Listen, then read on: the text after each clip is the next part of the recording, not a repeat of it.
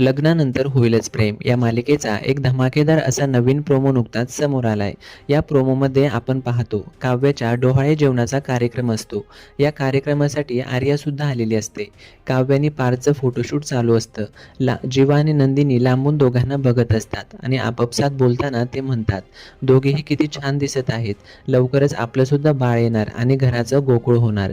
तिकडे आर्या ही जीवा आणि नंदिनीच्या रूममध्ये जाऊन कपाटामध्ये शोधाशोध करत असते आणि तिच्या हाती सरोगसीच्या ॲग्रीमेंटची फाईल लागते।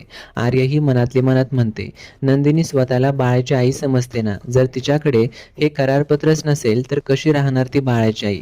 तर अशा प्रकारे आर्या ही सरोगसीच्या ॲग्रीमेंटची फाईल गायब करून नंदिनीला बाळापासून लांब करताना आपल्याला दिसणार आहे। आता या बाळाचा वापर करून ती या दोघांना ब्लॅकमेल करेल का, हे बघणं रंजकदार असेल। तर ही मालिका बघत राहा आणि अशाच अपडेट्सकरिता लगेचच चॅनेलला सबस्क्राईब करा।